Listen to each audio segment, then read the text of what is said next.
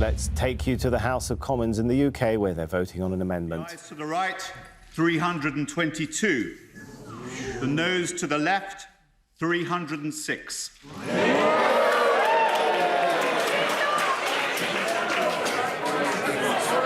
Thank you. The ayes to the right, 322. The noes to the left, 306. So the ayes have it. The ayes have it. Unlock. Order.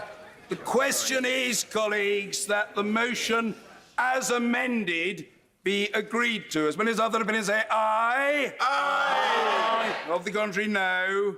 I think the ayes have it. The ayes have it. Order. We now come to motion number 2. I remind the House that I've selected the manuscript amendment in the name of Peter Kyle and others. Minister or whip on duty to move formally. Not moved. Shame. Thank you. Order. Point of order, the Prime Minister. Mr. Speaker. Well, thank you. Thank you, Mr. Speaker. I'm very grateful, Mr. Speaker. I'm very grateful to you. I'm very grateful to the House of Commons staff, everybody who's put themselves out, everybody who's come to give up their time in this debate today. It's been a very important debate, an exceptional moment for our country, an exceptional moment for our Parliament. Alas, the opportunity to have a meaningful vote has effectively been passed up because the meaningful vote has been voided of meaning. But I wish the House to know that I'm not daunted or dismayed by this particular result, and I think it probably became likely once it was obvious that the amendment from my right honourable friend, the member for West Dorset, was going to remain on the order paper. I continue in the very strong belief that the best thing for the UK and for the whole of Europe is for us to leave with this new deal on October the 31st. And to anticipate the questions that are coming from the benches opposite, I will not negotiate a delay with the EU. And neither does the law compel me to do so. I will tell our friends and colleagues in the EU exactly what I have told everyone in the last 88 days that I've served as Prime Minister, that further delay would be bad for this country, bad for our European Union, and bad for democracy. So next week, the government will introduce the legislation needed for us to leave the EU with our new deal on October the 31st. And I hope that our European Union colleagues and friends will not be attracted, as benches opposite are, or rather I should say the front bench is, by delay. I don't think that they will be attracted by delay. And I hope that then honourable members, faced with a choice of our new deal for the UK and the European Union, will change their minds, because it was pretty close today. I hope that they will change their minds and support this deal in overwhelming numbers. Since I became Prime Minister, I've said we must get on and get Brexit done on October the 31st so that this country can move on. Mr. Speaker, that policy remains unchanged. No delays, and I will continue to do all I can to get Brexit done on October the 31st, and I continue to commend this excellent deal, Mr. Speaker, to the House. Point of order. Point of order, Mr. Jeremy Corbyn. Thank you, Mr. Speaker.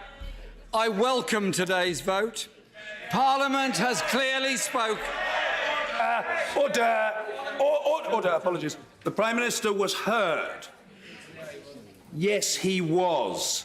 Don't argue the toss with the chair. I'm telling you what the situation is, and everybody can detect. The Prime Minister was heard, and the Leader of the Opposition will be heard. It is as simple and unarguable as that. Jeremy Corbyn. Thank you, Mr. Speaker. I welcome today's vote. It's an emphatic decision by this House that has declined to back the Prime Minister's deal today and clearly voted to stop a no-deal crash-out from the European Union. The Prime Minister must now comply with the law. He can no longer use the threat of a no-deal crash-out to blackmail members to support his sell-out deal. Labour is not prepared to sell out the communities that we represent. We're not prepared to sell out their future. And we believe that ultimately the people must have the final say on Brexit, which actually only the Labour Party is offering. Today is an historic day for Parliament because it said it will not be blackmailed by a Prime Minister who is apparently prepared once again to defy a law passed by this Parliament. I invite him to think very carefully about the remarks he just made about refusing, apparently, to apply for the extension which the EU No. 2 Act requires him to do. Point of order, Mr Ian Blackford. Yes, Thank you, Mr Speaker. I'm most grateful. I think all of us in this House are aware of the responsibilities that we have. This is a crisis that we are in. And I'm thankful that the House has voted the way it has done on the amendment this afternoon. There is a clear expression from this House that we cannot to commend this excellent deal to the House. Mr Speaker, I want to ask you what we can This do coming, to make of course, sure after we that the just Prime saw, Minister just to bring you up to speed with respects what's the going law, on, the House of Commons that the there Prime Minister passed the respects Letwin the Amendment. Bin It's an Act, amendment which effectively and that it means sends a letter to the Parliament European Council will seeking withhold that its extension. approval And I wonder of this what we deal can do until to make the government sure first that the gets government does ratification not through bring Parliament forward a on the bill legislation. until that Now, this has extension, kind of as changed the has been timetable. instructed, There will is be no delivered upon. Brexit Any vote failure today. Let's go to Prime Andrew Minister, Simmons. I who believe thinks he's standing he's by, above the still law. with us. Well, So, Prime Andrew, Minister, you'll find if I understood yourself correctly from what Boris Johnson said there, the next move is the government says it will try to introduce and get the legislation passed so that they can have this meaningful vote before October the 31st. If he was doing so, I would say to him that I think judicious Well, yes, basically this Letwin amendment turns the whole thing the other way round. Basically, this was a meaningful vote, which, if passed, it would then have led to the legislation passing the deal into law. What's happened with this amendment is that that meaningful vote can't take place now. It has no worth.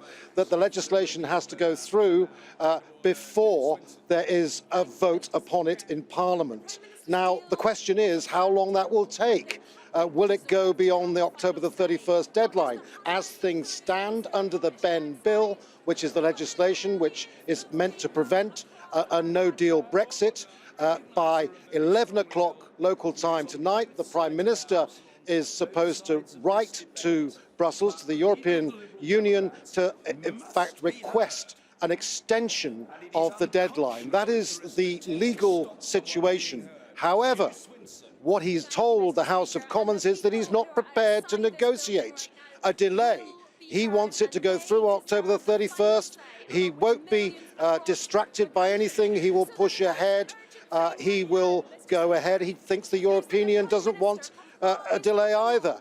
And now the main opposition party responded, the leader responded, Jeremy Corbyn, saying we can't have these threats of a no-deal crash-out anymore. It's against the law. So right now, there is a question mark hovering over exactly what is the plan. Will it be that they will push ahead and try to get it all through before October the 31st?